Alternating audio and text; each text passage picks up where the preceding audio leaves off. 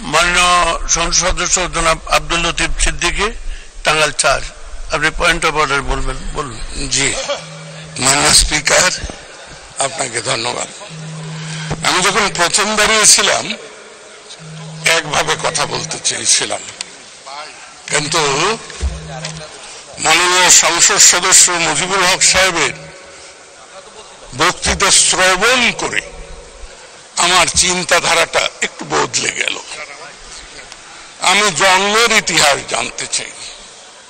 জন্মই যেখানে আজন্ম পাপ, সেখানে আজকে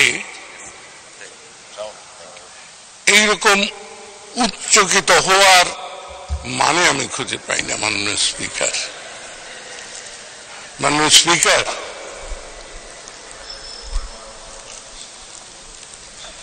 1947 সালে যখন ভারত ভাগ হয়, পূর্ব পাকিস্তানের জনসংখ্যার সেই সময়ের অনুপাতে এবং ভূমি ব্যবস্থার অনুপাতে যে জরিপ হয়েছিল, সেই জরিপে দেখা গিয়েছে 47 সালের 14 আগস্ট 87% ভূমির মালিক ছিল সনাতন ধর্মাবলম্বীরা, আর 13% ভূমির মালিক ছিলেন উম্মতে মুহাম্মদীরা।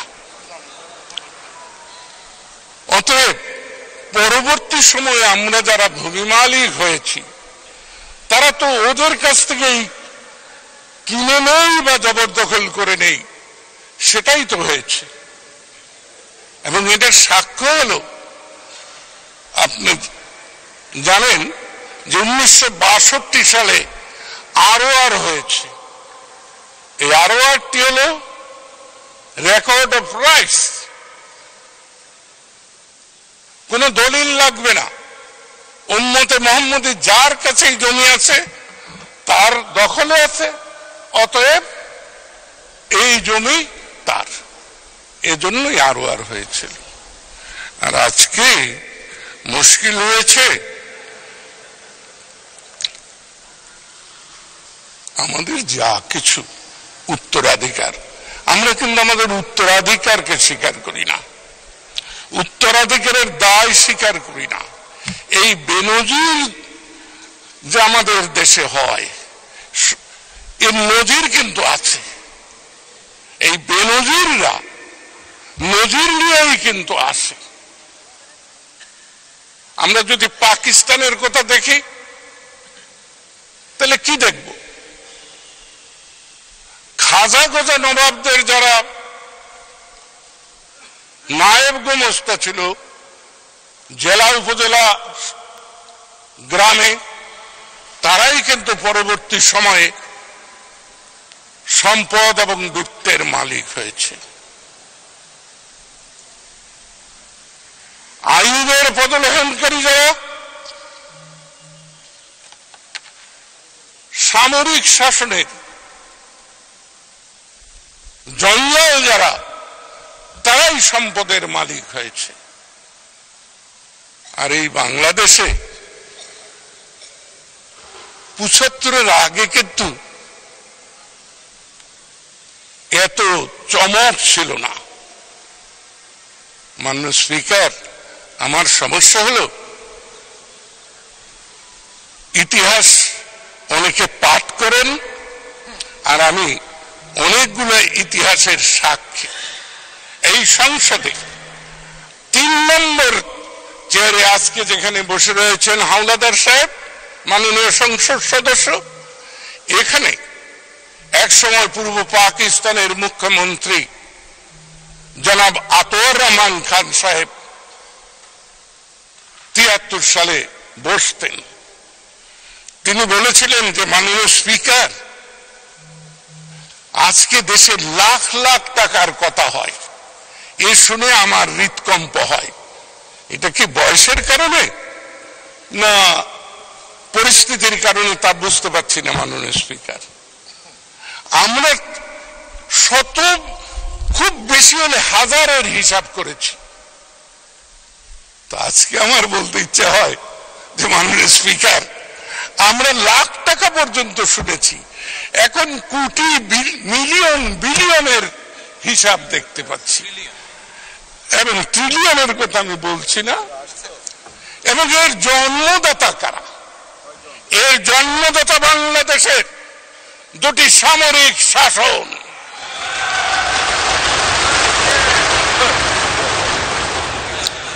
এই অর্থের যে সমস্যা নেই, এ কথাটি বলেছিলেন কে? বলেছিলেন মুক্তিযুদ্ধের অংশগ্রহণকারী বলে দাবিদার মেজর জিয়াউর রহমান। তিনি বলেছিলেন মানি ইজ নো প্রবলেম।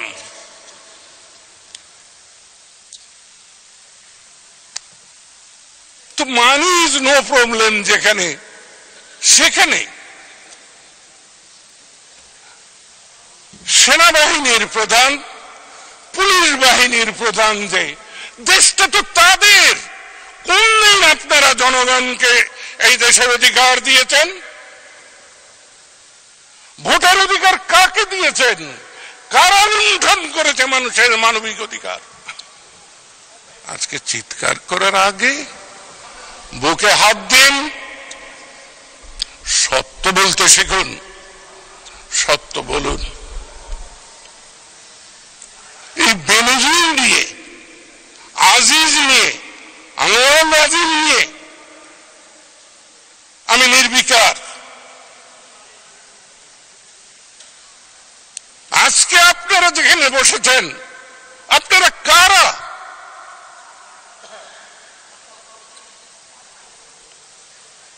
চিৎকার পারবেন না জনাবরা?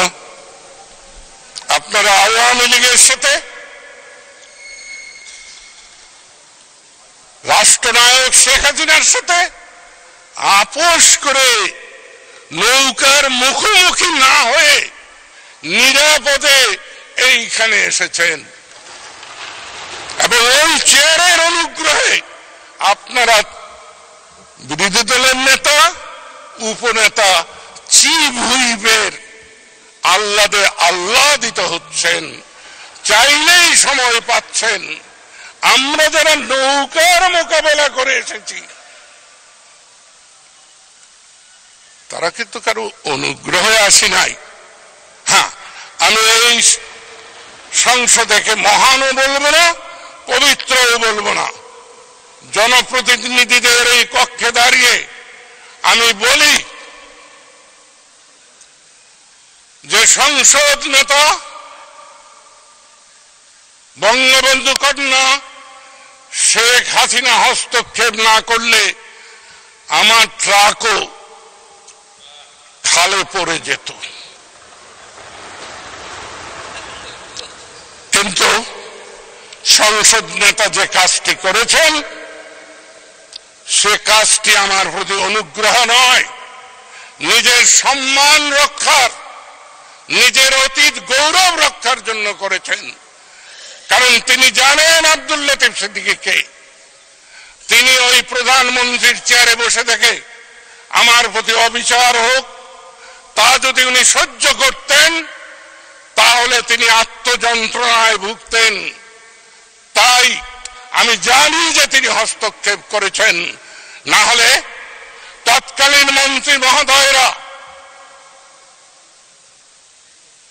ভোট কারচুপির এবং সরকারি কর্মচারীদেরকে বশীভূত করে, এবং সেটা অর্থের বিনিময়ে জনগণের রায় পাল্টানোর চেষ্টা করেছিলেন। আপনারাও অতীতেও দুইটি সামরিক শাসনের কর্মকর্তারা, সামরিক শাসনের কাঁচিতে কাটা নেতারা এইরকম ভোট ডাকাতি এবং জনগণের রায় বদলিয়েছেন এবং অর্থ সম্পদের মালিক হয়েছেন। আমি জানি আপনাদের 72 সালে কার কি ছিল, 62 সালে কার কি ছিল, 58 সালে কার কি ছিল, আমাদের জানা আছে। কিন্তু আমাদের দুর্ভাগ্য, আমরা ইতিহাস বিকৃতির কথা বলি এবং সুযোগ পেলেই আমরা বড় কথা বলি। মাননীয় স্পিকার, আমি স্পষ্ট করে বলতে চাই, আমি সরকারি দলে নই, আমি বিরোধী দলে নই, আমি স্বতন্ত্র। তাই আমার স্বাতন্ত্র্য থেকে আমি বলছি, যে গাছ যেভাবে বপন করব, যে বীজ যা বপন করব, তাই ফল দেবে। সেই ফলই দিচ্ছে। সেই ফলের কারণেই জনগণ তার ভোটাধিকার হারিয়েছে। আজকে বেনজিরদের জন্ম হয়েছে। জনগণ সচেতন নয় বলেই আমি আবার বলি, সংসদ নেতা আওয়ামী লীগের কি ক্ষমতা আছে যে এই দুর্নীতি বন্ধ করবেন? দুর্নীতির জন্ম হয়েছে, বিষ বৃক্ষ রূপে প্রতিষ্ঠিত হয়েছে। আজকে জনগণকে উদ্বুদ্ধ করতে হবে, সমালোচনা নয়, বিতর্ক নয়, অভিযোগ নয়, উন্মাদনা নয়। আজকে আত্মশুদ্ধির প্রশ্ন, আত্মসমালোচনার প্রশ্ন, আত্মপ্রত্যয়ের প্রশ্ন, আত্মবিশ্বাস নিয়ে আমাদের এগুতে হবে। আমরা কি এগুতে পারছি? 1975-এর 15ই আগস্ট জাতি রাষ্ট্রের জনক, তার পরিবার, তার সন্তান, আর যে নারী এই জাতিকে মাতৃত্ব দিয়ে দাঁড় করিয়েছিল, বঙ্গবন্ধু তৈরি করেছিল শেখ মুজিবকে, তাকে নির্মমভাবে হত্যার পর আমরা কি কেউ এগিয়ে এসেছিলাম? আমাদের বিবেক কি জাগ্রত হয়েছিল? আমাদের চেতনা কি শান্ত হয়েছিল? আমরা কি একটি প্রতিবাদ করেছিলাম? 1982 সালে এক ভদ্রলোক আসলেন সাইকেলে চড়ে, সামরিক শাসন জারি করলেন। সেদিন কি কেউ প্রতিবাদ করেছিল? বরঞ্চ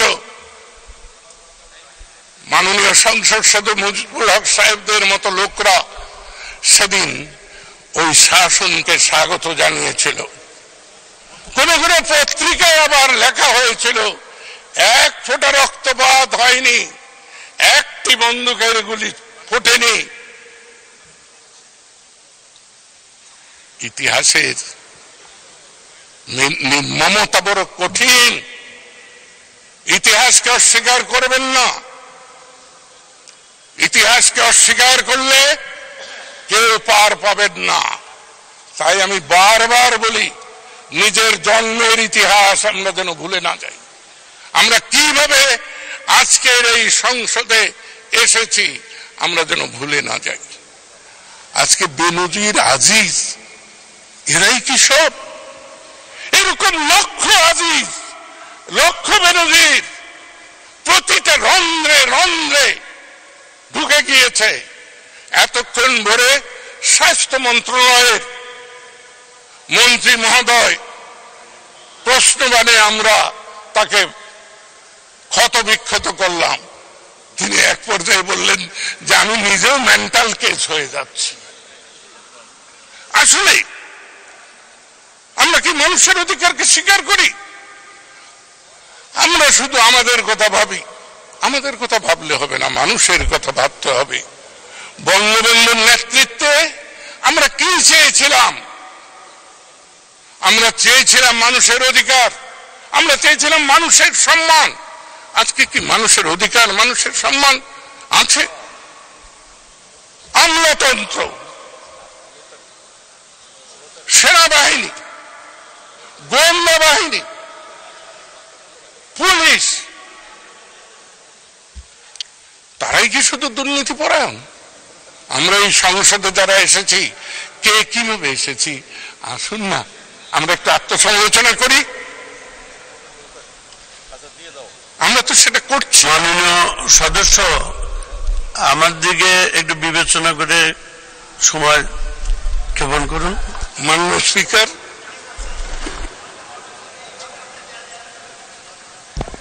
মাননীয় স্পিকার, আমি ঠিক না, আমার আপনি যদি বলেন আমি এখনই বসে পড়বো, কিন্তু মাননীয় স্পিকার, আমার বেদনা বোধ হয়, আমি যন্ত্রণাবিদ্ধ হই। কিছুক্ষণ আগে এক মাননীয় সংসদ সদস্য বললেন যে আপনি এত শান্তিপূর্ণ ভাবে কথা বললেন, আজকে প্রশ্ন তুললেন। তা আমি শান্তি, অশান্তি, শক্তি, শক্তির অপপ্রয়োগ, এই শব্দগুলো সম্পর্কে আমি খুব ভালো করেই পাঠ করে আসি। আমি বিশ্বাস করি যার শক্তি নাই সে শান্তি প্রতিষ্ঠা করতে পারে না। আমাদের আজকে শক্তি নাই এই সংসদে, কারণ আমরা জাতিকে বিভক্ত করে দিয়েছি, জাতিকে চেতনাহীন করে দিয়েছি, জাতিকে অন্ধকারে নিমজ্জিত করে দিয়েছি দুটি সামরিক শাসনের মাধ্যমে। এই জঙ্গি শাসনরা আমাদের চেতনাকে, আমাদের আশা-আকাঙ্ক্ষাকে, আমাদের চৈতন্যকে বুট পিষ্ট করে দিয়েছে।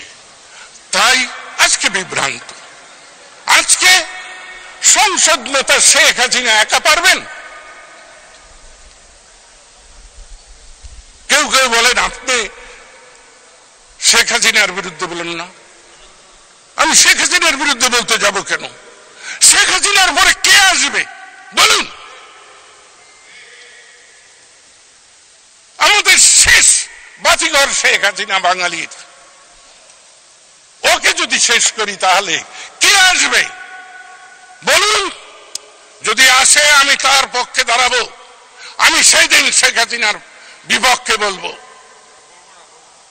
কিন্তু আমরা তো আপনাদের সবাইকে দেখেছি, আপনারা কে কোথায় কি করেছেন। শেখ হাসিনা ইচ্ছে করলেই পারছেন না। আমার বাপাসে সদস্য, সংসদ সদস্য বসে মাননীয় স্পিকার শেষ করে দিচ্ছি, আপনার অশান্তি বাড়াবো না। যে আমরা তখন আমি আওয়ামী লীগের সদস্য, 2001 তো আমরা তার সাথে নির্বাচনে, ষড়যন্ত্রের নির্বাচনে, আন্তর্জাতিক চক্রান্তে পরাজিত হলাম। সেদিন আমার বাঁ পাশে যিনি বসা আছেন মাননীয় সংসদ সদস্য, তিনি একটি লেখায় বললেন যে আওয়ামী লীগের এই পরাজয় তাদের